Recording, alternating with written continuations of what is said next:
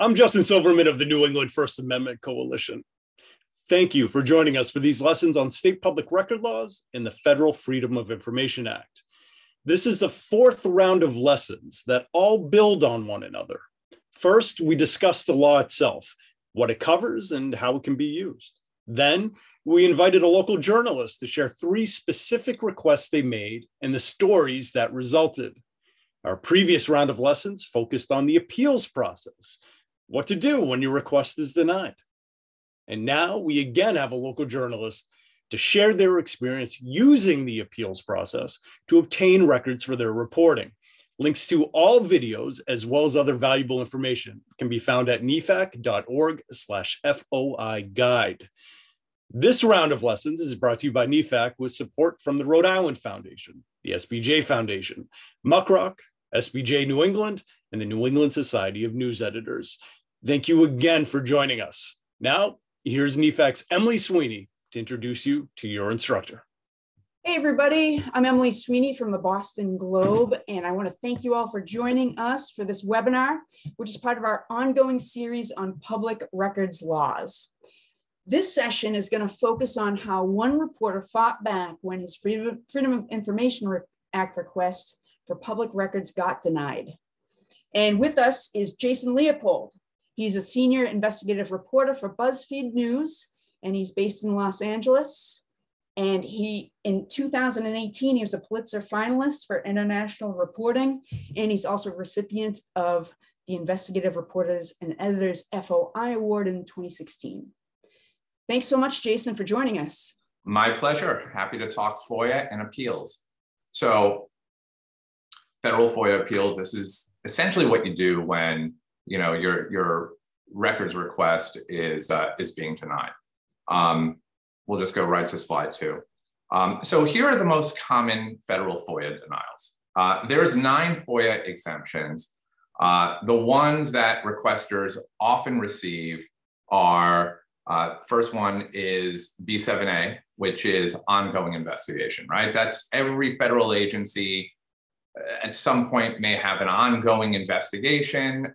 The agency that's most notorious for this is the FBI. So you may be asking for requests about some federal incident or issue, and the FBI will kind of just issue what's known as a blanket, a blanket B7A denying your request. Most people just kind of toss it in the garbage. They don't know what to do after that. The next one is the deliberative process, which is B5. It's an often abused exemption. It's also a discretionary exemption that an agency could waive in favor of disclosure. But this is this particular part of B5 is one that agencies use to kind of hide embarrassing information, at least in my opinion and my experience. The next one is B6 and 7C. That's privacy. Privacy exemption. So people may want names of, maybe a federal employee, maybe an FBI agent, and that's gone from there. And then the last 2 are, your request is deemed broad and burdensome, right? That's something that people will often get. They may ask for a wide range of records. And they'll get that kind of response. And then finally, no responsive records, are located. So here's what you do when you receive this type of, these types of responses. And I've included one of my own responses in here as well. So the dreaded B7A response. What happens when an agency, tells you that there's an ongoing investigation? Well, for one, you should immediately appeal, okay? And the reason is because under the law, an agency has to go through a record review and basically segregate any records that would not interfere, with ongoing law enforcement proceedings. The FBI, as I mentioned, is notorious for such responses, but so are agencies such as the National Institute of Health. Here's something that I asked for, where I asked for a set of records on an individual who was deceased, and the FBI denied my request under not only B7A but B7E, law enforcement, techniques and procedures. Let's go to the next slide. This is where it's just crucial to always appeal. Don't just kind of throw up your hands. It's really frustrating, I know, to wait patiently for records, just to be told, that they're going to be held because of an ongoing investigation. But as I noted, it's crucial for requesters to know that agencies generally cannot issue a blanket denial for records without conducting a document-by-document review to determine if any are segregable. And that's what you should be putting into your appeals on all B7A denials. Next slide. And so here's what you do. This is the language that you should use in your appeal. You can take out where the part here, it says, as to any records located in investigative files for pending investigations, the FBI. You could, if it's the FBI, keep that, but if it's another federal agency, just replace it. That's the language. The agency may not assert Exemption 7A without conducting a document-by-document review to determine whether release of the records would interfere with ongoing law enforcement proceedings. So it's crucial for the requester to push back. I included some case law in here in a particular court case that involved the FBI on this very issue. So you can just cut and paste that language into your appeal template for B7A. Next one. And here's an example of how it worked for me for the National Institute of Health. It's really crucial for requesters to be aggressive. Do not give up fighting for records. The FOIA can sometimes feel like a war, and you have to be armed for battle. And this particular appeal, I had asked for all of Anthony Fauci's emails. And I wanted to find out what was going on behind the scenes during the height of the pandemic. The agency denied a whole bunch of emails under, citing B7A. I appealed, and, here they went and looked at it and said, oh, we can lift those redactions. They're no longer necessary. And so they reprocess these 2 pages of emails with those B7A redactions removed. Next slide. Now, I'm not sure if you can see this, but what was really disturbing to me when I did finally receive these emails with those B7A redactions removed is on the left is what was redacted by the agency citing an ongoing investigation. On the right is what they removed. And if you could see that there, I cannot tell why what that has to do with an ongoing investigation. To me, it appears that they use B7A to hide some embarrassing information. I'm not going to read the whole paragraph, but essentially is about this back and forth between a scientist and individuals at the National Institute of Health, including Anthony Fauci, where they're talking about the news coverage revolving around COVID. So I have yet to understand what the B7A exemption was, why it was applied.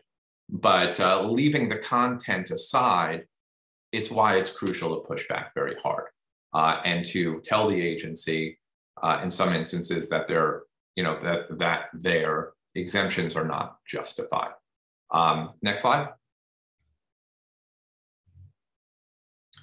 Now, this is a denial that requesters often get when they're asking for a voluminous set of records, such as all of Anthony Fauci's emails, all of John Kelly's emails, and an agency will say, we potentially have tens of thousands of pages of records. So in this case, I sought all of John Kelly's emails. And at the end of this presentation, I'll show you an example of how this appeal was put into action. DHS responds and says, you did not reasonably describe the records you're seeking, or your request is overly broad and burdensome for the agency to undertake a search. As a requester, you do have several choices. You can just withdraw your request and write a new one. You can narrow the scope of your request. Perhaps you want to put in a particular time frame, or you want to limit it to a specific subject matter or topics or keyword search, or you can appeal the broad and burdensome decision that the agency made to deny your request. Next slide. And here is the language that you should use in all of these broad and burdensome denials. It will come with a little bit of a caveat. So if your request concerns a voluminous set of records, your best bet is to work with a FOIA analyst and narrow it by coming up with a time frame and subject matter and keywords. But if the agency simply issues you a blanket broad and burdensome denial without even conducting a search, you should immediately appeal using this language.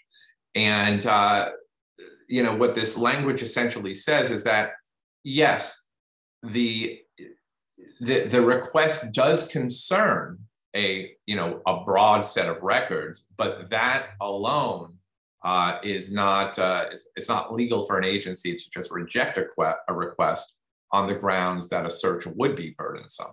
And the fact that a request may yield a great many responsive records is material, so long as the agency can identify which records to produce.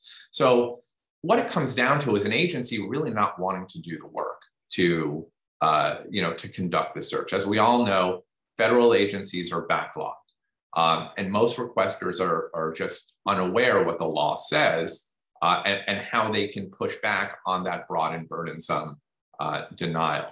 And this language is simply what you can use to just, again, put into a template and just push back on the agency and get them to conduct a search. So once they conduct a search, and if they say at that point that there are 50,000 pages of records, you can work with the agency to try to narrow it. But these blanket, broad, and burdensome denials are meant to essentially get the requester to either go away, or maybe to, unfortunately, it would not capture everything that you want. So that is language you can use. Next slide.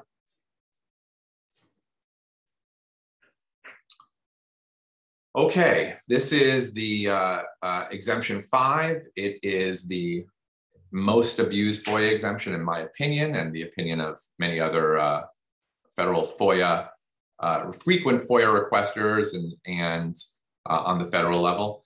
And it is true, and it's certainly in my experience, that agencies will withhold records because the information is embarrassing or will cast officials and the agency in a negative light. And the agencies do this even though federal FOIA guidelines explicitly state that records should not be withheld merely because public officials might be embarrassed by disclosure. So they conceal this under Exemption 5. As I mentioned earlier, it's a discretionary exemption that agencies can waive in favor of disclosure. Your appeal should note this. And under the 2016 FOIA amendments, agencies must disclose the foreseeable harm that would result from disclosure. So it's crucial that when you're pushing back on this particular appeal, that you remind the agency of their obligation under the law. And the reason I say that is because that foreseeable harm standard, which was codified into the law in 2016 after President Obama signed the amendments, is being completely ignored by most federal agencies with regard to processing FOIA requests. So this language is what you should push back on. This language is what you should use to push back on the agency when they issue that kind of denial. Next slide. So privacy exemptions.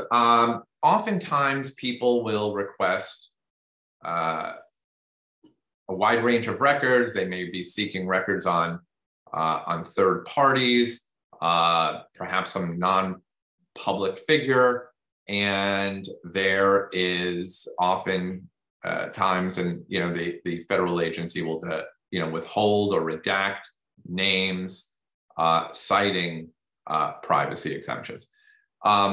But FOIA's privacy exemptions, B6 and 7C, it reflects a balance of people's privacy rights and the public's right to know. And if the balance tips toward privacy rights, the records are exempt. The only public interest that counts is the interest in knowing what the government is up to. And that's where it is crucial for the requester to kind of prove there's a public interest here, right? So here's language that you can use to try and overcome the exemption and get the agency to disclose names. And again, this is the type of appeal language that you can just kind of cut and paste and put into any kind of appeal template. But it's very, very important on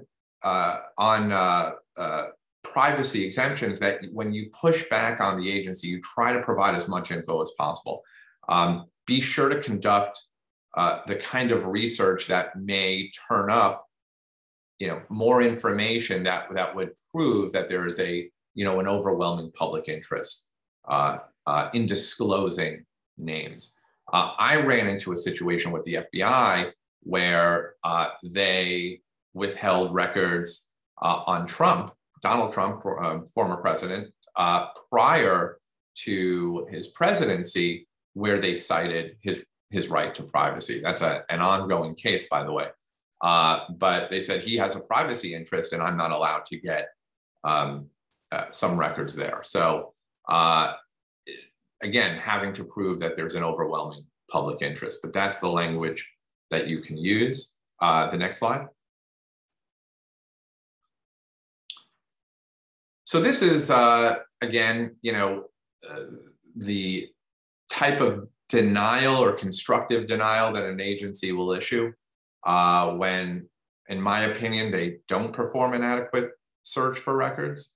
And reporters, either they don't know or they just don't invest the time to challenge the integrity of the agency's search. So if you receive a no records response to your request, just simply appeal it by stating, I appeal the integrity of the search, and ask the agency how it conducted the search and what record keeping systems it searched for responsive records.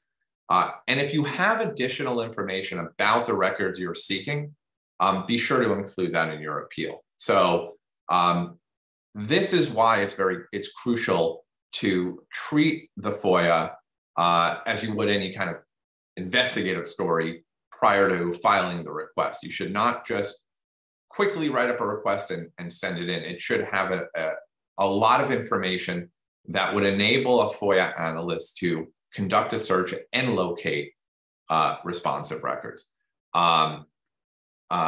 So it's essentially your job to persuade the appeals office that the reason the agency didn't find the records is that its search was inadequate. So you can simply, as I noted, appeal by stating I appeal the integrity of the agency search, include that language, and continue that fight. Next slide. So this is an example of how I was denied some records from the FBI, and I appealed it.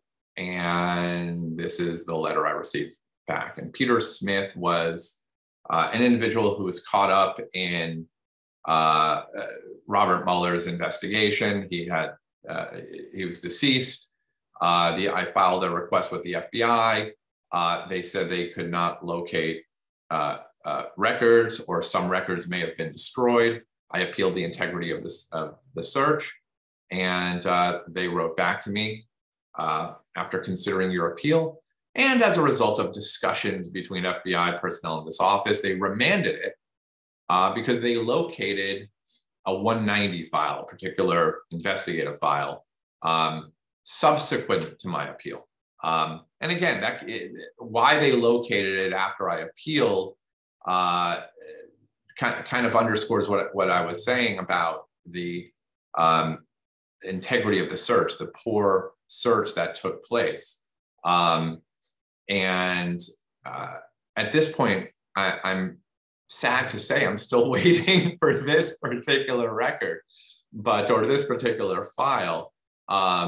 But it's important to note that obviously that, that kind of pushback worked and forced the agency to, take another look and to, remand the request and to start processing these records. So that's the most common denials requesters will receive. But I also want to show how I put this into action, if we have the time, Emily, to how it worked with one particular agency. So let's bring up that kind of long PDF, if we can, on the request that I filed with DHS way back in 2018, I think it was. So this is a request I filed with the Department of Homeland Security. And I asked for, let's just scroll slowly through it. I asked for all of John Kelly's emails during his tenure as Secretary of Homeland Security. I also asked for notes and minutes and his calendar and an appointment book. And it was a very broad request, but because the time frame was more or less narrow, 6 months, because he went and became chief of staff to Trump, it to me appeared to be manageable. In my requests, I included the, your standard format that I want to receive it in, the fee waiver category, fee waiver language, and the category. I'm a journalist. I'm going to use this to inform the public. And I requested expedited processing, right? Because he was becoming the chief of staff. This was important material to kind of inform the public on how he operated as Secretary of Homeland Security. And let's keep scrolling down. This was the response that I received. So, so Homeland Security clearly didn't want to conduct this search. So they denied this request. Let's go scroll up a bit, where they said my request was too broad in scope or did not specifically identify the records that I was seeking. Now, you saw what the request looked like, right? There were 4 or 5 parts to it, which clearly described the records I was seeking, the types of records I was seeking. So this is just a blanket denial. It says that I would be placing an unreasonable burden upon the agency.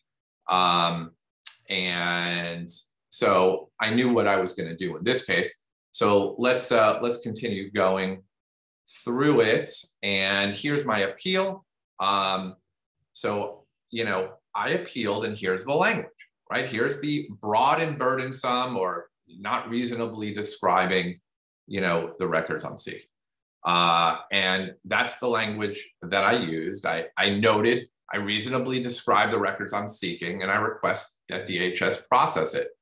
Otherwise, I will promptly litigate this constructive denial of my request if it's not processed.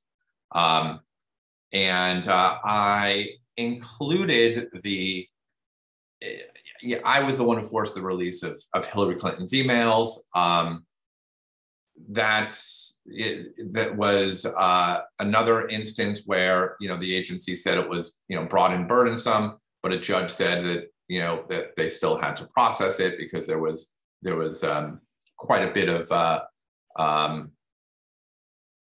public interest in it. So that's the language that I used, and let's keep going. And that's what happened. So I said I was going to sue, and I sued because I knew that, at that point that the agency was not going to, quickly turn that around. And, obviously not all requesters can go through the litigation. But the point here is that once I sued, the agency just simply processed the request. I mean, I did end up getting all of John Kelly's emails, except for ones that obviously were withheld for a number of different, under different FOIA exemptions. And here's what, here's a couple of stories that came out of these emails. John Kelly in one email, called Elizabeth Warren an impolite, arrogant woman. This was it was over the travel ban. He had made some incendiary remarks about her while this issue was front and center of the news cycle. The next story that I turned out from some of these emails, and that's the email that that John Kelly wrote. Absolutely most insulting conversation I ever had with anyone. The next story was great. Let's keep going. So this is the story. So this is a FOIA lawsuit. This is a FOIA request. And here's John Kelly instructing a DHS official not to email staff in order to avoid FOIA. And he says in this email that I obtained via FOIA, that FOIA is real and every day here in the cesspool, and even federal court action on personal accounts is real. That's one of my favorite FOIA, meta FOIA stories that I was able to put together based on these emails.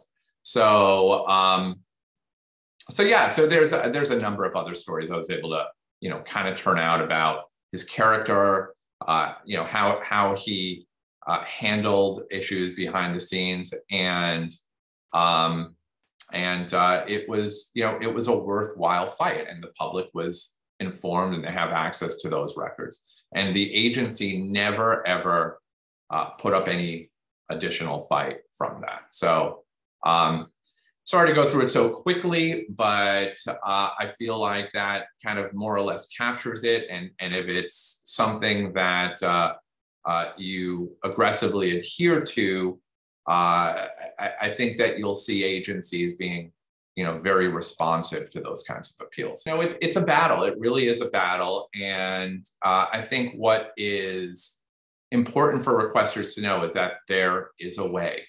There certainly is a way to win, but you have to really be invested in it. And the most important point I do want to make before we get to any additional questions is the fact that always treat FOIA as you would any investigative story or any news story, with that kind of care, that kind of consideration, the investment of time, because it should never be an afterthought. You should never think, I'm just going to throw the request together and just get it over with. It should be something where you conduct that, enough research, to inform the request.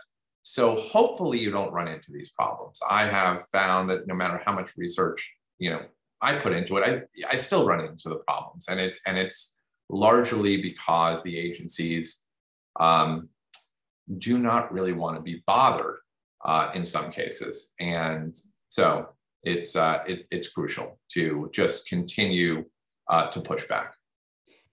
And yes, so we have two questions that we can cover if you don't mind. One is from Nick, and he asks, do you have advice for when agencies send parts of a response to another agency for review, and that holds up the whole process? State seems like the worst at this on any other diplomatic piece. Any advice? So that is when other agencies have equities in the records, and they'll simply just send it out to another agency, and either inform the requester that agency will respond to them. I mean, it is considered a constructive denial, right? And so this is one of those instances where the Office of Government Information Services, which in my opinion is not strong enough on FOIA issues because they have not been sort of empowered. But this is an instance where they could be helpful. They're the ombudsman. They're the ones that can kind of negotiate with, with the other agency. But it's still something I would appeal. I would still, just simply say you appeal the constructive denial if it is taking, that long, and work with the Office of Government Information Services. There's no real, there's no real exemption that they're citing. So that's why I say constructive denial. They simply just haven't given you the records under the time frame that they're required in accordance with the statute. The next question is from Roxanne. She asks, do you find these appeals also help with agencies such as GAO that aren't subject to FOIA, but does take requests? I'm finding that I'm getting a standard response that Congress hasn't granted the release of the records. Yeah, so if it's considered a congressional record, it's going to be hard. I don't use any kind of appeal really because with GAO, because it's really not subject. You got the murkiness with FOIA there. They'll still take requests. However, many of these records are still available under the common law right of access. That's going to have to be a whole other discussion that we have maybe in the next, presentation, whenever that is. Yeah. But the common law right of access still allows records that may not be subject to FOIA, still allow the public to gain access to those. There is certain language that you could use to win the release of some records using common law right of access. I had used that language and also sued the Capitol Police last year under common law right of access and won the release of permits that were granted to certain protest groups or political groups for protesting at the Capitol on January 6th. But that's, just reach out to me and I'll walk you through that. All right, and we have one more question. This will be the last one. And this is from Jean, and she asks, I've been waiting for a response from BOP to a FOIA request since last July. So there's the Bureau of Prisons. No outright denial, but a phone conversation yielded nothing useful. Quote, we're working on it. I don't believe it. How long is too long to wait? That if it's since last July, it's a year. Yeah, that's way too long. That's gotcha. Crazy long time. Again, this is what I would consider a constructive denial. And let me know, there may be some other experts or people, lawyers, for example, that disagree with me.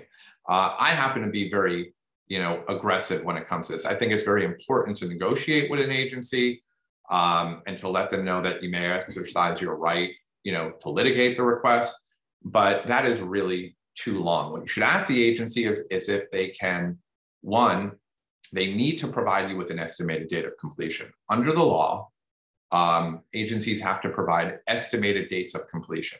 So ask them to provide you with an estimated date of completion of when these records will be ready. Also ask them to provide you with interim releases. meaning maybe they can give you 200 to 500 pages per month. Maybe if you would be satisfied with that. And then simply, you know, kind of ask if